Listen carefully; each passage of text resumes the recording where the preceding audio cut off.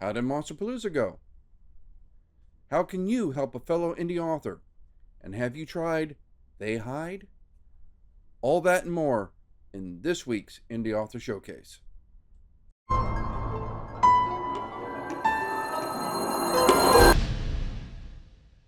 Welcome to the Indie Author Showcase, the podcast by indie authors for indie authors. I am your host, multi-award-winning author Chad Robert Morgan, and let's get started. First, we have a fan.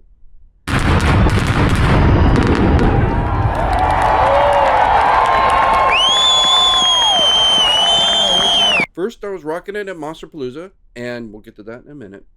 When this guy comes up, he's like interested in the books and everything like that. He's like, "Yeah, I watch you on YouTube." I'm like, "You're the one viewer?" So I was like all excited. Somebody's actually watching this show. I'm not just shouting into the void. So, I mean, this is really good because, I mean, again, I didn't expect to hit Joe Rogan numbers on the first day kind of thing. You know, I mean, it's going to take time. I've been doing this this is my third year doing this.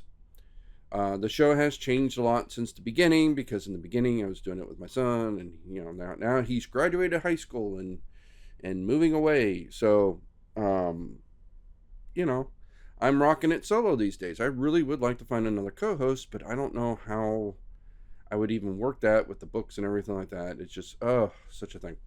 So I'm just excited that people are seeing the show. They're watching it, even if the numbers are low, and we're getting people's names out there. That's the purpose of the show. Is, you know, I was sitting there at WonderCon seeing a whole hall of indie authors all trying to do the same thing, get their name out there, get people to recognize them.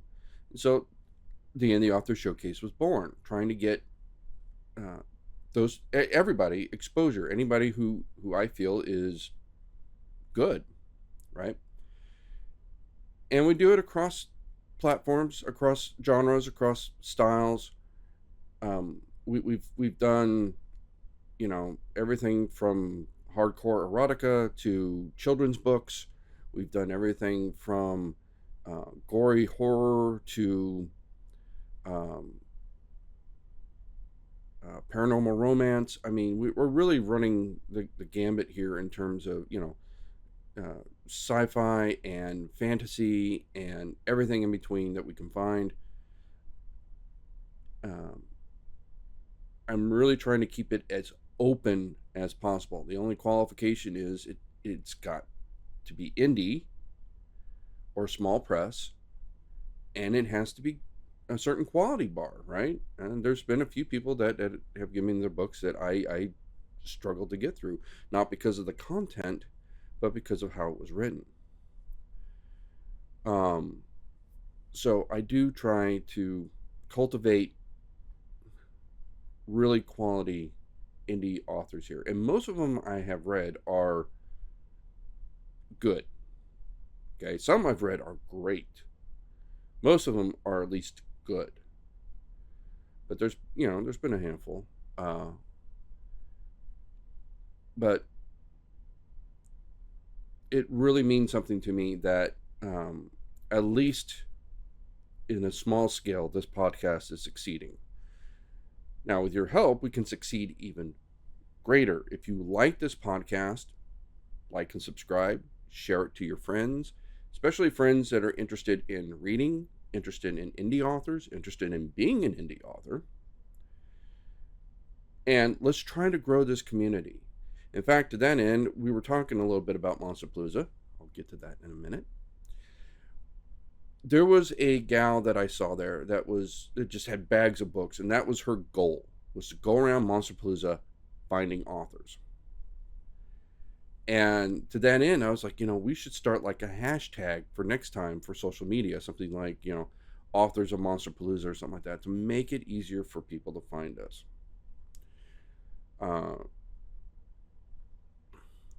To that end, I actually do owe an apology to our friends at Monster Matador. So before Monsterpalooza, I was posting up images on Instagram. I was doing a carousel of writers of Monsterpalooza. Now, I was limiting to people that have showcased on the podcast, right? It didn't include authors I hadn't met yet, and it didn't include authors whose books I have that are still on the TBR. But in that list should have been Monster Matador, and I didn't know he was going to be there. So I missed him, and I actually walked up to him at the convention, and I said, dude, I owe you an apology. I was doing this post, and I left you out. I shouldn't have done that. I thought I didn't know you were going to be here. That's my bad. I wanted to update it. Didn't have time. I was swamped. I am so sorry. So, apologies to our friends at Monster Matador. It's a really good book. It's a really fun book. The plot of Monster Matador is basically kaijus come out, and these matadors turn their bullfighting skills into kaiju fighting skills. Which, if you think about it, kind of is a logical progression. I mean, they're already trained to fight big giant animals.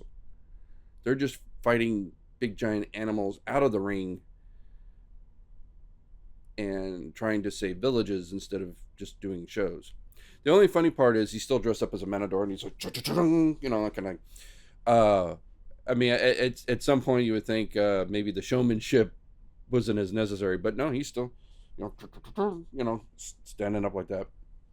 But no, it's a cool, fun book, and it's worth checking out.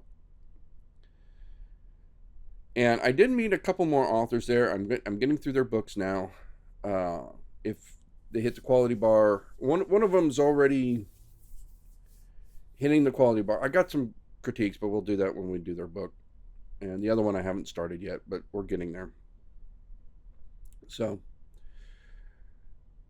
enough hinting about it. Let's talk about Monsterpalooza. Was it good? Yes, it was good. It's always good, right? I don't know how these guys buck the recessions like they do. The downside of Monsterpalooza is it is expensive, and I actually had an opportunity to downgrade. I bought the booth, and he said, well, we can put you in a table, and I second guessed myself. I was like, well, I've already paid for it. The damage is done. Kind of have mixed feelings about that, because my booth is in a good spot where I get a lot of traffic, and I've actually had at least one person look for me. It's just, I couldn't find you, but I knew you were over here somewhere, right? So if I had moved, he might not have been able to find me. So I'm highly motivated to keep that booth, because they put me in the same location every year. But it's expensive. And I think this is the first year I sold nothing but books, right? So I go in there, I usually bring t-shirts, I bring 3D printed monsters, I got the custom book stands, I got the big monsters, so I have some supplemental things that usually get me an extra couple $100 in the show. And this year, no, I sold over $1,200 in books. That's it. No 3D printed monsters. I didn't even bring t-shirts this time, because t-shirts don't sell very well for me, to be honest, right? Because it's an independent IP. I sell a few. I sell a couple, but I mean, it's not a big seller, and it's usually more effort than it's worth. But I usually sell like at least one or two of the little glow-in-the-dark monsters. Nothing. Just books. And Fear almost sold out. I had one copy in paperback and one copy in hardcover. That was it. I went in there with about 20 copies in paperback, and I left with one, which is a pretty good spiel there. That's a pretty good. And hardcover, I didn't actually have a lot of copies, to be honest. I had like maybe 9. But I was down to 1. Baby Eater sold pretty well as well. Those two were selling really, really well. Monsterpalooza was fantastic, and more importantly, I walked out. Because if you've been watching the podcast, you know that last year I did not walk out. I tripped, fell, split my face open, busted up my knee, and had to be carted out on a stretcher. So I was so happy when I walked out under my own power. And I mean, it was a little macabre, because again, they're putting me in the same booth that I was in last year. So I'm like checking the carpet looking for blood stains. And I'm like, oh, they cleaned this up really well. I can't see a trace. So Monsterpalooza is just a really fun convention. It's one of the big four conventions here in Southern California. We have Monsterpalooza, followed by Son of Monsterpalooza, which we will be at in October. We have Creep I.E, followed by Creep I.E Aftermath, which has been moved up to July. It was originally in September, but they were basically butting up against like Universal Halloween Horror Nights and stuff like that, and it became a thing last year. So they moved it up to avoid conflicts. Then you have Creep It Real, Creep It Real OC, which is in Santa Ana, followed by Creep It Real Festival, which is a really fun one. That one's later in the evening, and it's at night, and all the Christmas lights are out, and that one's really fun. And then the big one, the one I still cannot get into, is Midsummer Scream, which should be, I think, this month, I think. So that Midsummer Scream is huge. I actually had a friend, Casey Cordell. She got in and she says, "Yeah, I sold really well. Did you go back to?" No, I was busy. I'm like, "You gave up your table? Are you insane? Give it to me." So, but those are the big conventions. I mean, I'm sitting there driving Uber, and I had a horror fan in the car, and I was like, "Hey, you check out Creep I.E." What the hell is Creep I.E? Got to get the name out there. Got to get publicity out there. People don't know that these things, as busy as these places are, there's still people that don't know they exist. So we need to get the name out. With that in, I'm hoping I get a promo code, because what Creep IE has done in the past is they hand out promo codes, and they have a contest with the vendors. Whoever gets that promo code out there the most wins a free booth next year. And I haven't got my promo code yet, so I haven't been plugging it. So we will see. I didn't get it last time either, which was weird. I don't know, but I haven't seen any promo codes yet, so it hasn't started yet, I don't think. So we'll see. Fingers crossed that they fix it this time. I wanted to talk a little bit about what you can do to support your fellow indie authors, because I had a few people come to the booth tell me how wonderful my work is, which is always a good thing, right? Because, I mean, let's be honest, as an author, you have a story, you want to share it, and you want people to like it, right? If you didn't care whether or not people liked your story, you probably wouldn't publish it. You might write it and just stick it on a shelf somewhere, right? You want people to read your stuff. You want people to like your stuff. I think that's just across the board. So, I mean, we're pleasers, right? We want to please people. We want people to, read our stuff and want more, and not because we're going to make money off of it, but because we want to tell more stories. I had one guy come by, and he picked up The Baby Eater. He had read The Last Rite, and he said, "That was one of the best books I've ever read in my life." And I'm like, "I'll take the compliment, but it sounds like you're not reading enough, to be honest." I mean, I think The Last Rite's a good book, but best he's ever written. I mean, it's no Catcher in the Rye. Come on. I mean, it's good, but I don't think Hemingway is losing sleep. I know he's dead, but you get my meaning. I don't think Stephen King's sitting there going like, "Oh my God, there's this new author. He's going to get all my sales." No, it's not happening. Okay, it's a good book, but best he's ever written, best he's ever read, I should say. But I don't know. Maybe it just resonated with him. I mean, 50 Shades of Grey was kind of crap, but it sold well because it resonated with people. It filled a certain need that was apparently not being met. So, maybe it just jived with him, right? Maybe it just hit that right chord that needed to talk to him. So, who knows? But I mean, it was still a real good kudos. I'm like looking at my wife. Did he say one of the best or the best. Which did he say? I want to quote him correctly here. I had a group of people up at the booth. They were I'm doing my sales pitch. I'm trying to convince them that my books are worth reading. When another person comes up to the booth and says, "Oh yeah, I want to get that your latest book. He's really a good writer. I love his stuff. The last book I wrote was great," and it convinced the first guy to buy my book. He's like, "Oh well, if he thinks it's good." So I mean, that was a great help. And if you are reading indie authors and you like what the indie author is writing, the first thing you can do to help is tell people you liked it, right? Whether it's in person. In person always is nice, right? I mean, it's, we're in a vacuum, right? We're sitting there, we're selling our books. They go out into the wild. I have no idea if they like it or not. I've had guys that have bought it, come back the next year. It's like, oh, it's still on my TBR list. Okay. It's kind of hard to sell you the next book if you haven't read the first one, but I don't want to just build up your TBR list. I want you to read it. I have people just, oh yeah, I got it. I liked it. You want the next one? Maybe next time, and they walk off. I don't know.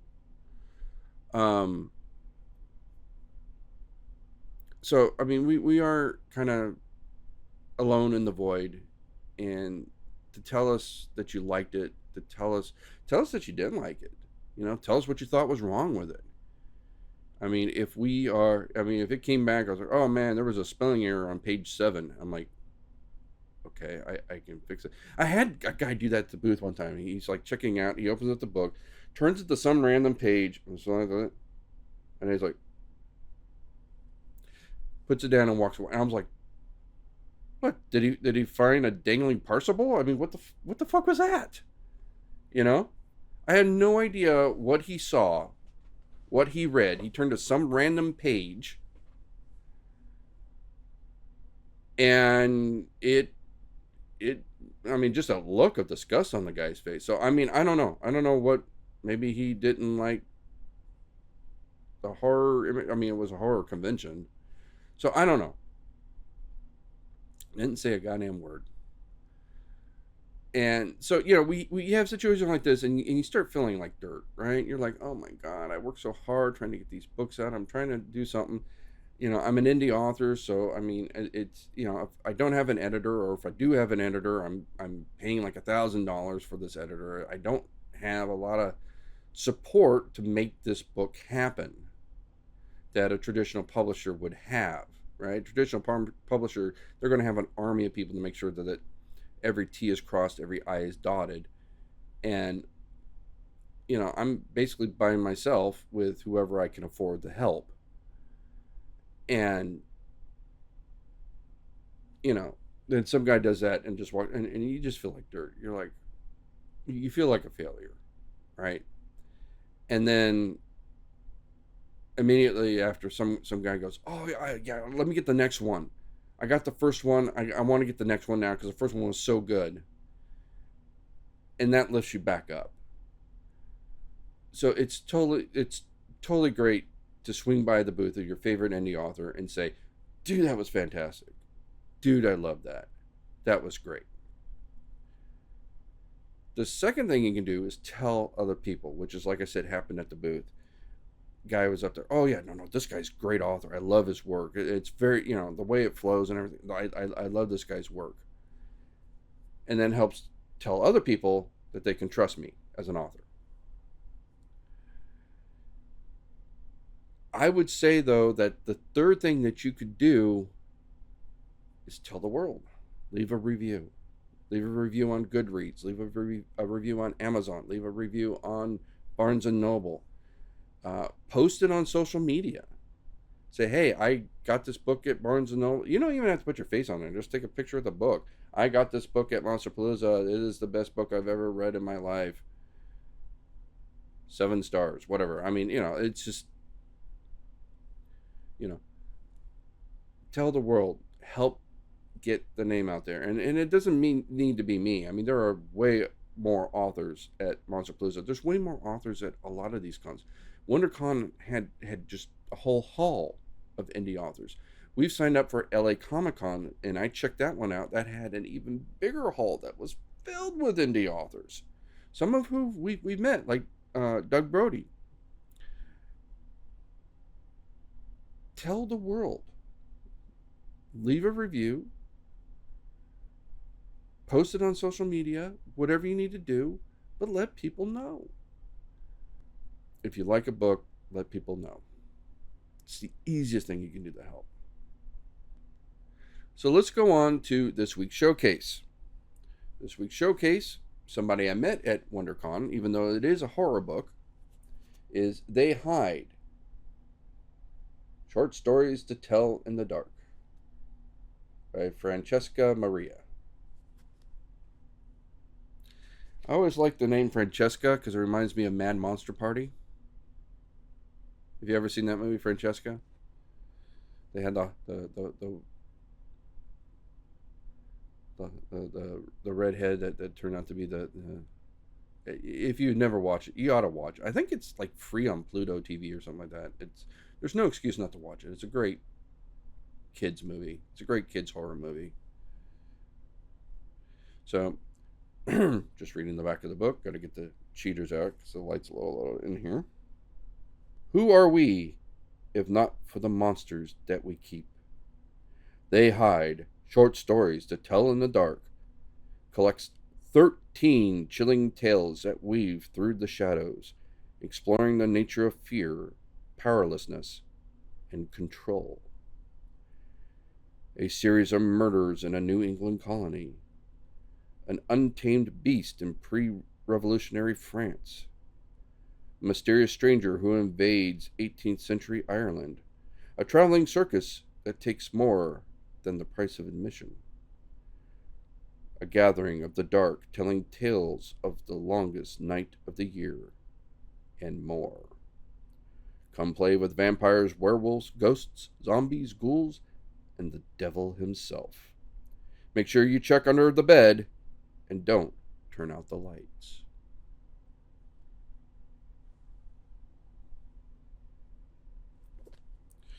So,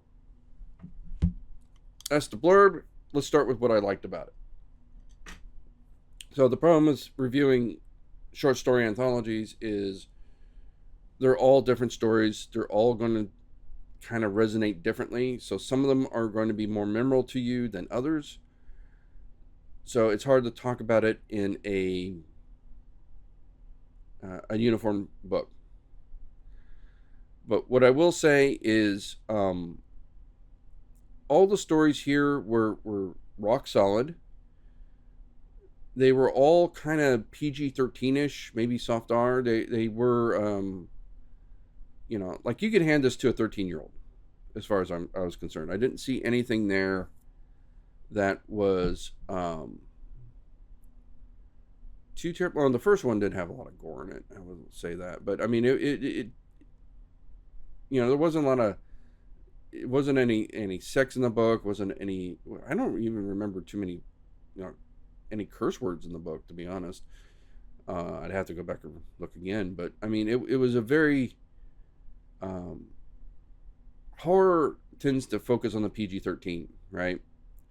And some of those PG-13s can get a bit gory. I was just rewatching the latest Grudge movie, which was a complete American thing. And there's one point where she's chopping carrots and turns out it ain't carrots, it's her fingers, right? So we were at that level of gore.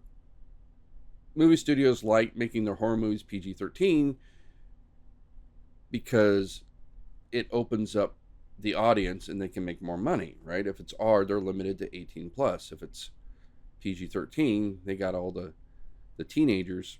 That's a whole another 5 years of demographics they can grab. So this is kind of in that same vein, right? It's not too terribly gory. It's not doesn't have any kind of really adult content in it. I wouldn't give it to an 8-year-old.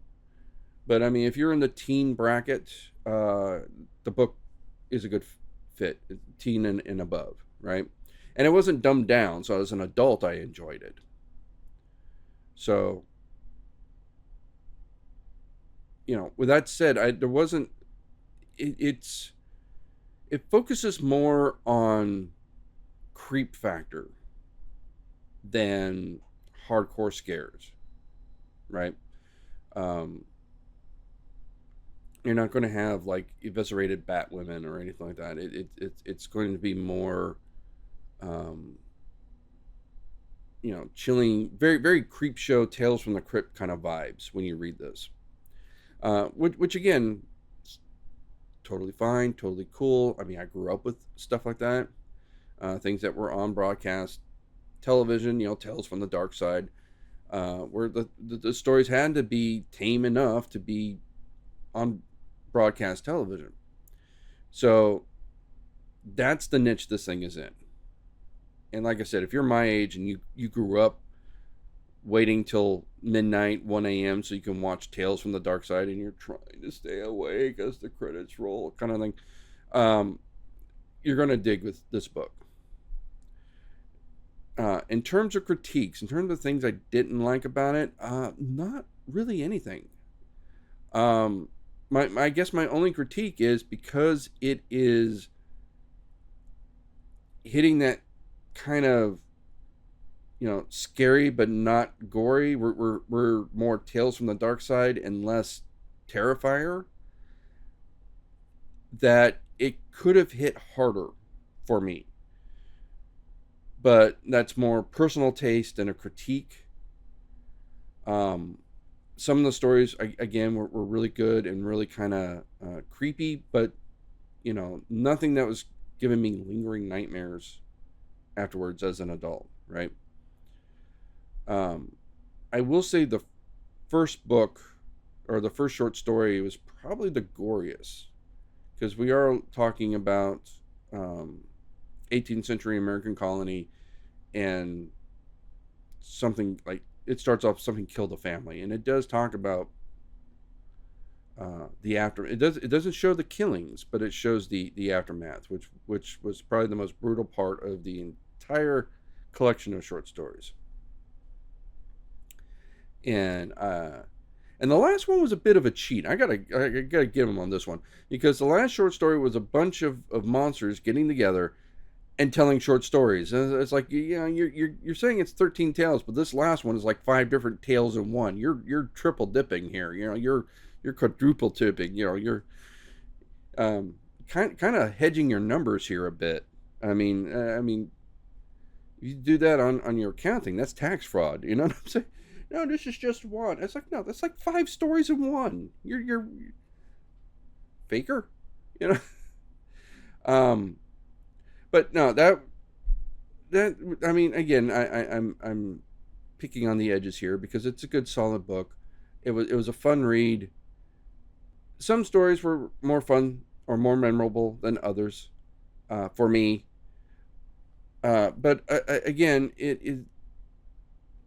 we're getting into personal taste there, and not necessarily quality of the writing. The writing was rock solid all the way through, and just no notes. So yeah, if you are a fan of horror, if you are more of a casual reader or even a younger reader, maybe you're trying to get your 16-year-old into horror, They Hide would be a good shot. That'd be a good recommendation. So that's it for this week's podcast. Keeping things short because it's been a busy week. We will be at Creep I.E. Aftermath this July. So we got about a month before we do another convention. So see us out in Ontario. And until then, keep on reading.